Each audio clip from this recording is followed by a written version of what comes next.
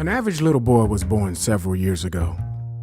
His average parents told their average friends because they wanted them to know. Quite average was this little boy, 10 fingers and 10 toes, 2 eyes and 2 ears and an average little nose.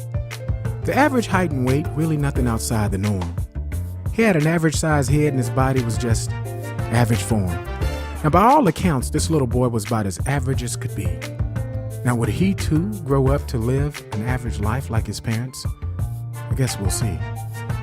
Now by the age of 5, he started school, which is the average age to begin. In that first year in kindergarten, he did about average. He even made some average friends. And by his teenage years, the system had been learned and nothing had seemed odd. He knew the plan was to go to school and learn all you can and get some good grades and go out and get a job. Now by his high school graduation, he got a diploma and a slightly better than average score. So he thought, well, I think I'm gonna go to college and maybe get a degree and maybe be able to make a few dollars more.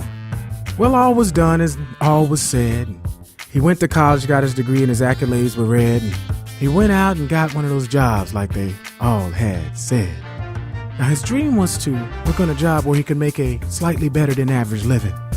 But he too found out all too soon that time outside of his passion was not worth giving. You see, a nice house, 2 nice cars, 4 beautiful kids, and a beautiful wife to boot. But that job of his required 9 hours of his day, and that's not even counting the commute. Man, oh man, why couldn't I followed my passion and avoided this unbearable strain? I guess I'll just stick it out for a few more years, and I'm sure something's bound to change. Well, year 1 passed, year 2 passed, year 3, 4, 5, and 6. Well, nothing changed, and it all stayed the same, and he exclaims, "Oh, fiddlesticks!" You see, he hoped the government would change, or his boss would change, or his luck would change for the better. He created a list of demands and signed petitions with his friends, and even wrote his congressman a letter. Till that fateful day in the middle month of May, when he heard this short little rhyme. He said, "If change is to be, it is up to me." You catch that? I'll say it one more time. If change is to be, it is up to me. Not him, her, he, or she. But if it is to be, it is up to me. Well, from that day forward, he started his journey to discover his purpose and his passion. Well, he knew that he couldn't realize this dream unless he made a commitment to consistent action. He found out the more people he served, the more wealth he would attract. So he started building businesses around his passion to take advantage of this little-known fact. Now, let me be clear.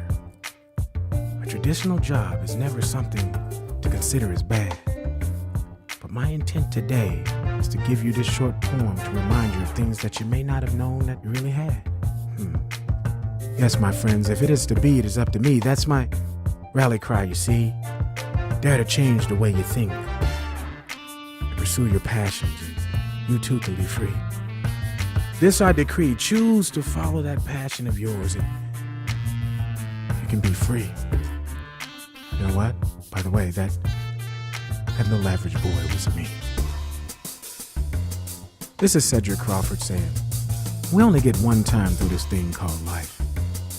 So let's make it great.